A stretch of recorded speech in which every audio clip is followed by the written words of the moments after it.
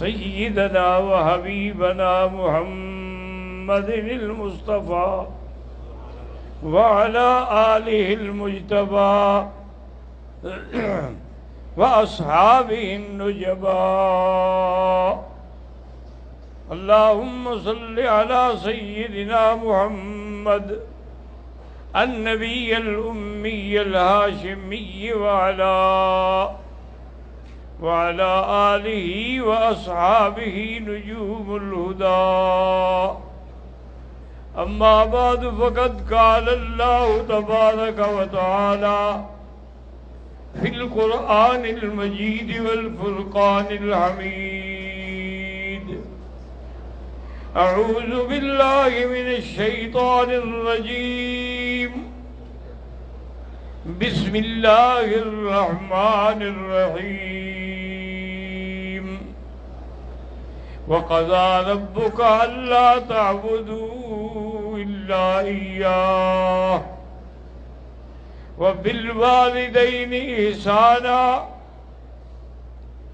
إما يبلغن عندك الكبر أحدهما أو كلاهما فلا تقل لهما أف ولا تنهرهما وقل لهما قولا كريما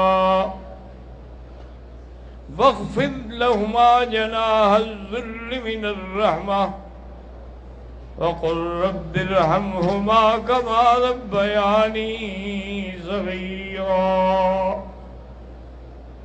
قال النبي صلى الله عليه وسلم: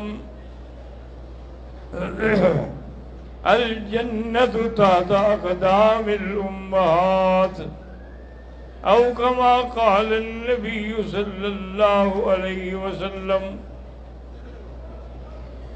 صدق الله العلي العظيم وصدق رسوله النبي الكريم ونحن على ذلك لمن الشاهدين ومن الشاكرين والحمد لله رب العالمين. رب اشرح لي صدري ويسر لي أمري واحلل عقدة من لساني يفقهوا قولي. سبحانك لا علم لنا إلا ما علمتنا إنك أنت العليم الحكيم. برادران اسلام، آج کا درس جو ہے وہ اطاعت والدین کے بارے میں ہے۔ قرآن مقدس میں کئی آیات میں اللہ نے فرمایا ہے، ایک تو اسی آیات میں جو ہم نے خطبے میں کے بعد تلاوت کی ہے، اور دوسرا بھی فرمایا وَصَّيْنَا الْإِنسَانَ بِوَالِدَيْهِ إِحْسَانًا۔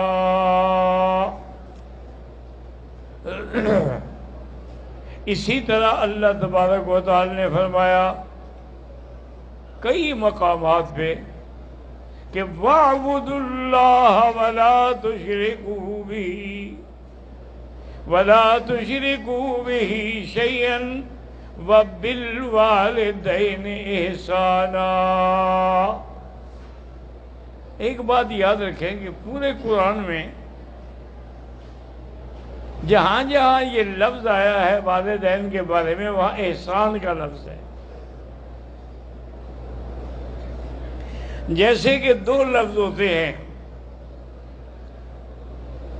ایک عدل ہوتا ہے، ایک احسان ہوتا ہے۔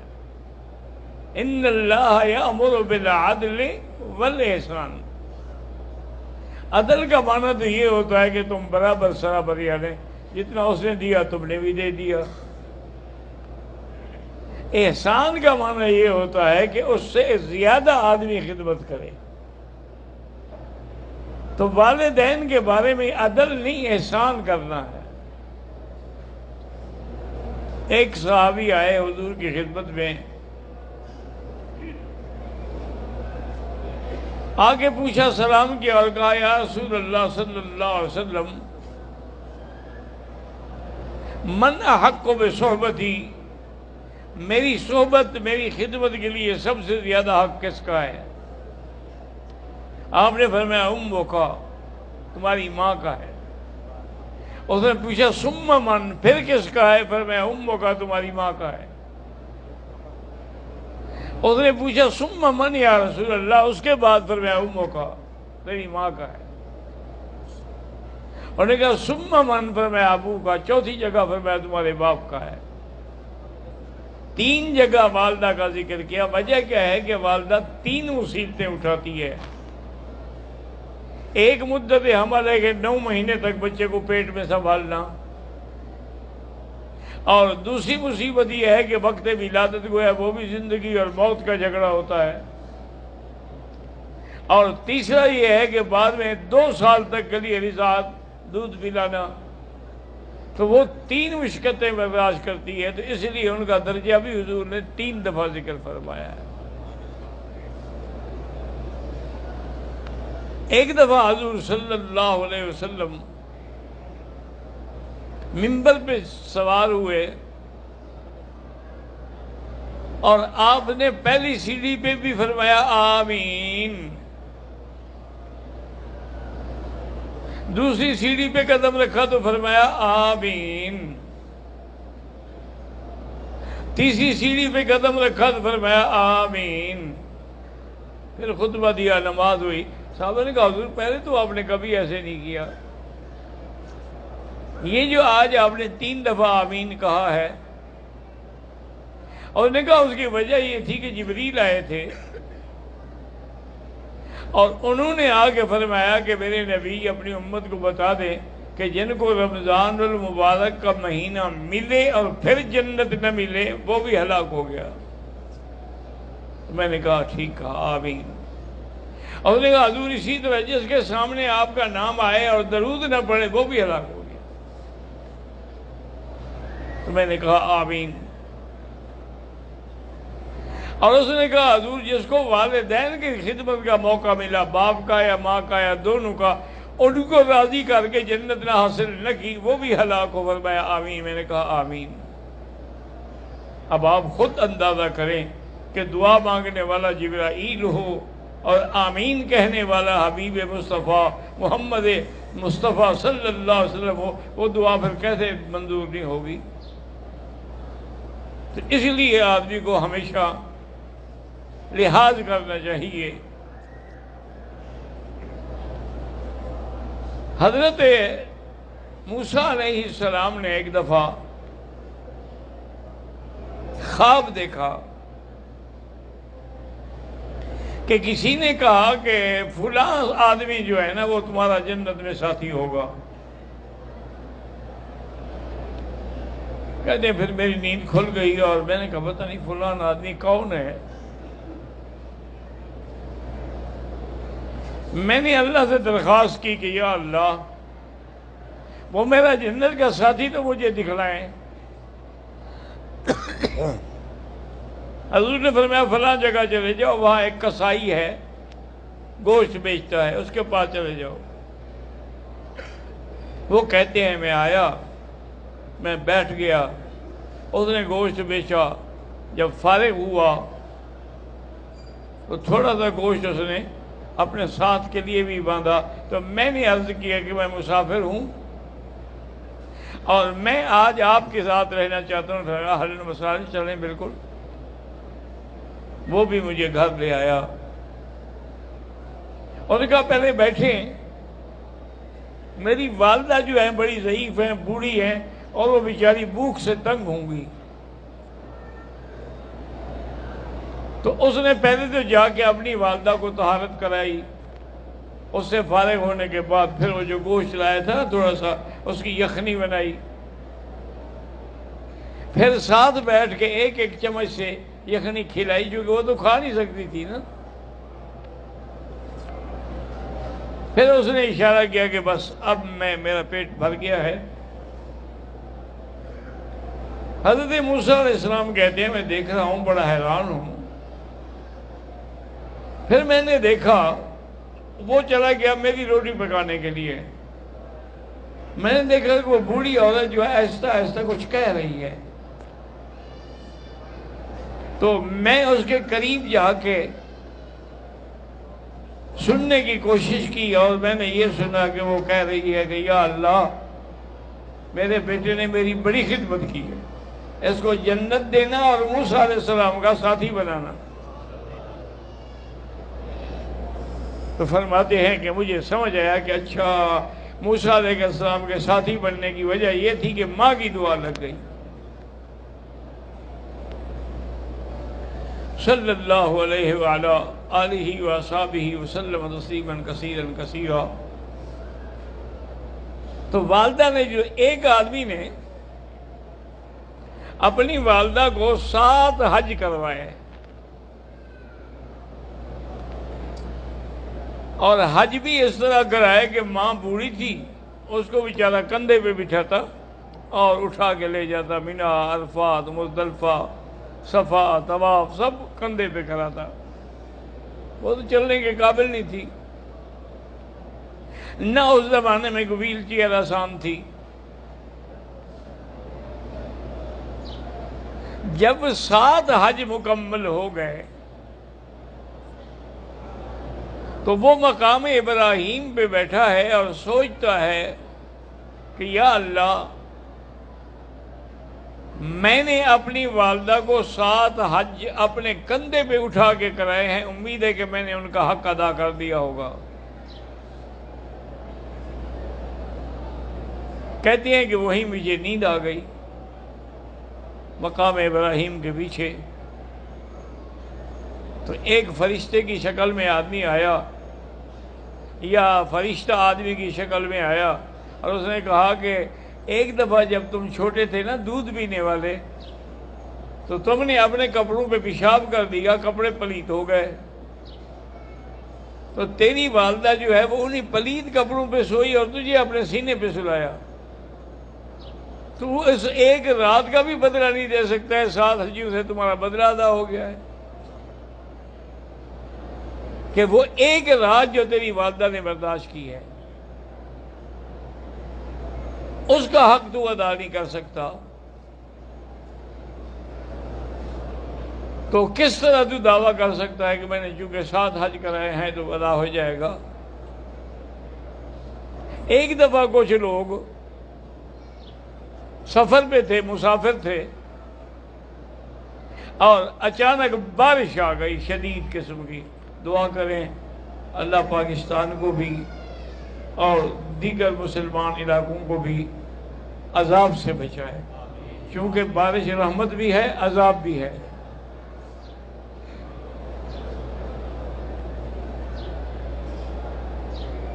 آپ نے دیکھا ہے نا کبھی تباہی ہو گئی، انا للہ و انا الیہ راجعون، فصل برباد ہو گئے، علاقے تباہ ہو گئے، غریبوں کے گھر گر گئے. تو بارش آ گئی تو 4 ساتھی تھے، وہ انہوں نے دیکھا کہ سامنے ایک غار نظر آ رہی ہے، جلدی سے دوڑ کے غار میں گھس گئے کہ بھئی کم سے کم بارش سے تو بچیں. وہ اندر جا کے بیٹھے. اللہ کی شان یہ ہے کہ اوپر سے پتھر گرا، سلائیڈنگ ہوئی اور غار کے منہ پہ آ گیا. اب انہوں نے کہا بھی اب ٹھیک پھنسے ہیں، اب اس کو کون ہٹائے گا. چاروں نے زور لگا کے بھی دیکھا، وہ تو ہلا ہی نہیں. انہوں نے کہا کہ اور کوئی حل نہیں ہے. مجھے یہ سمجھ آتا ہے کہ ہم کسی نیک عمل کو یاد کریں اور اس کے وسیلے سے دعا مانگیں،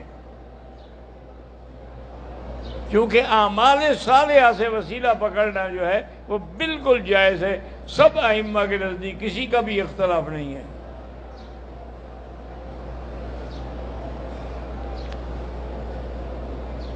تو اس میں سے ایک نے کہا کہ بھائی میرا اللہ جانتا ہے کہ میں اپنا بکریاں چرانے کے بعد گھر آتا تھا اور ان کا دودھ نکالتا تھا، اور وہ دودھ لے کر میں اپنے والدین کے پاس جاتا. وہ سوئے ہوئے ہوتے تھے، بوڑھے ہو گئے. اور اگر وہ جاگ رہے ہوتے تھے تو میں نے دودھ فوراً پلا دیا، لیکن ایک رات میں گیا تو وہ سو گئے اور بالکل نیند میں ہیں۔ میں نے کہا ان کو اٹھانا بھی تو ٹھیک نہیں ہے۔ اور میرے بچے جو ہیں میرے پاؤں میں رو رہے ہیں کہ ابا جان دودھ دو، ابا جان دودھ دو۔ میں چپ کر کے کھڑا ہوں، جب تک والدین نہیں پیئیں گے تو میں نہیں دوں گا۔ کہتے ہیں کہ اسی اثنا میں کھڑے کھڑے صبح ہو گئی، فجر کی اذانیں ہو گئیں۔ اب ہمارے والدین کی آنکھ کھلی، انہوں نے دیکھا کہ میں دودھ لے کے کھڑا ہوں۔ انہوں نے کہا ابھی تو ساری رات کے، انہوں نے کہا میں کیا کرتا، آپ سو گئے تھے۔ انہوں نے کہا اللہ کے بندے بچوں کو تو پلا۔ انہوں نے کہا بچوں کو کیسے پلاتا میں، میرا عہد ہے کہ پہلے والدین کا حق ہے۔ تو میں نے والدین کو دودھ پلایا، پھر آگے بچوں کے لیے کھانا ناشتہ تیار کیا۔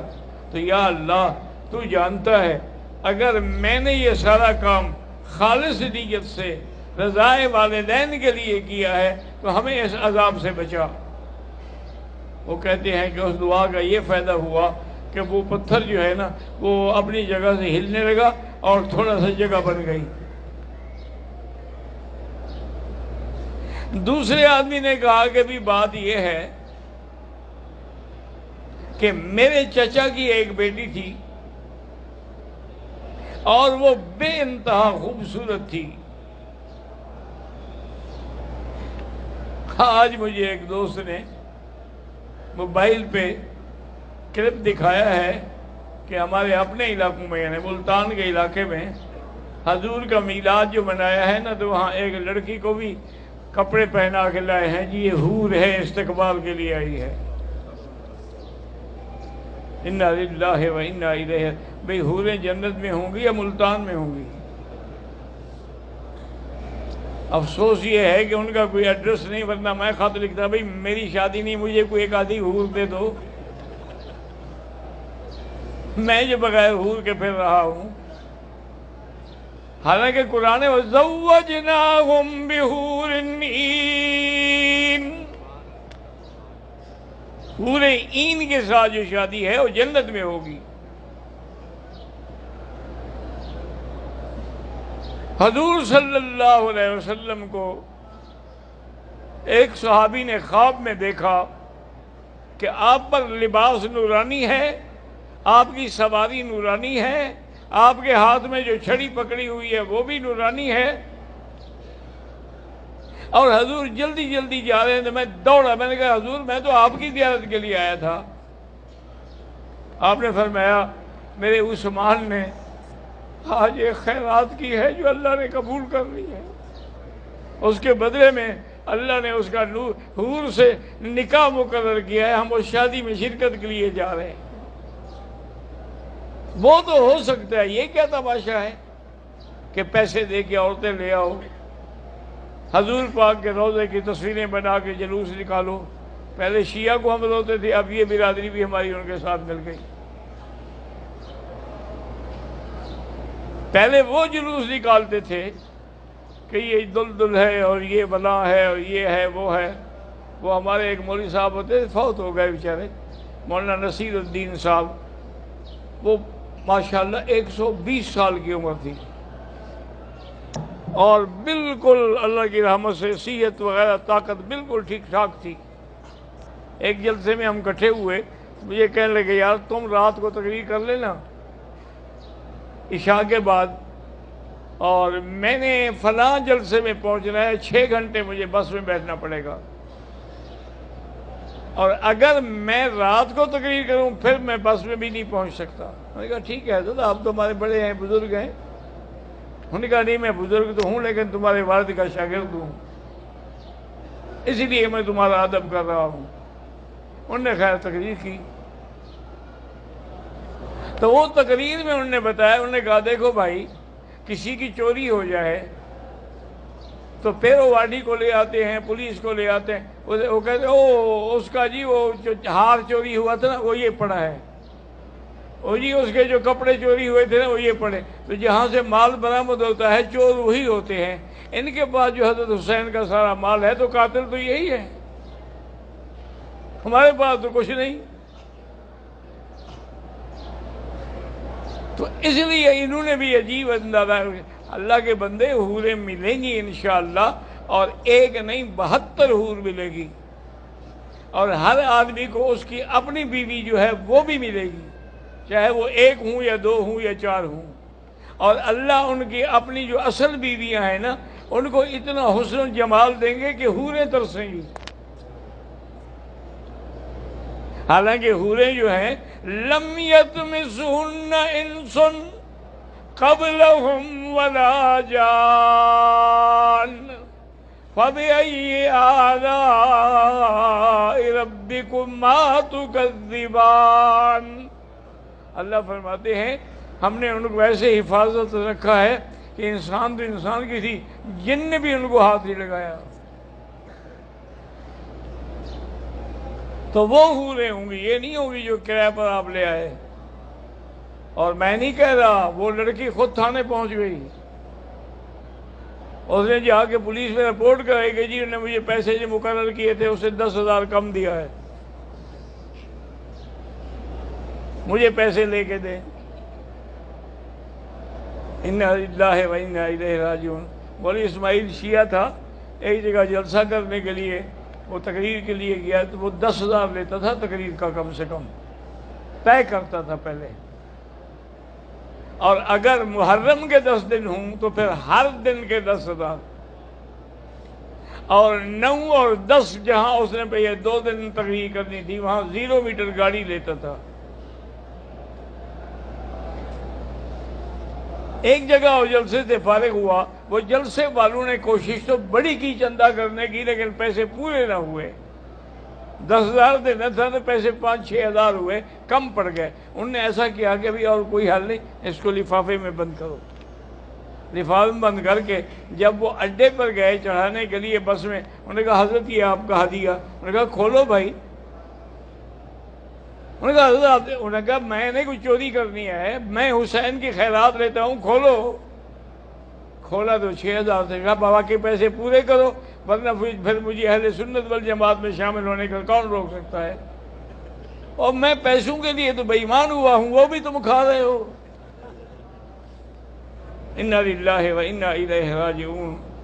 اللہ تبارک و تعالی رحمت فرمائے۔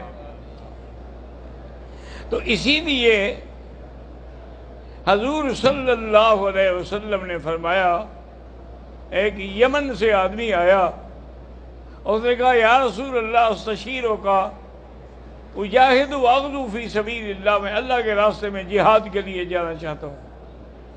اور پھر میں حل من والدہ کا حی، تمہارے ماں باپ زندہ ہیں؟ انہوں نے کہا ہاں یا رسول اللہ زندہ ہے۔ اور میں پہلے جاؤ ان سے اجازت لو، اگر وہ اجازت دیں تو پھر آنا، تمہیں جہاد پہ بھیجیں گے، اور اگر اجازت نہ دیں تو ماں باپ کی خدمت میں یہی تمہارا جہاد ہے۔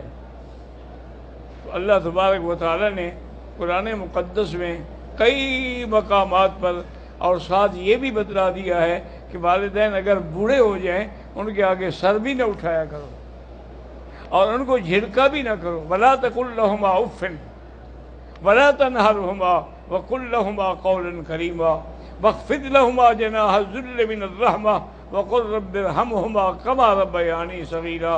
آپ بھی دعا کر لیں کہ جن کے والدین فوت ہو گئے اللہ ان کو جنت الفردوس نصیب فرمائے، اور جن کے والدین زندہ ہیں اللہ ان کو صحت و عافیت کی زندگی نصیب فرمائے اور کسی کا محتاج نہ کرے۔ رب ارحمہما کما ربیانی صغیرا، ربنا اغفر لی ولوالدی وللمؤمنین یوم یقوم الحساب۔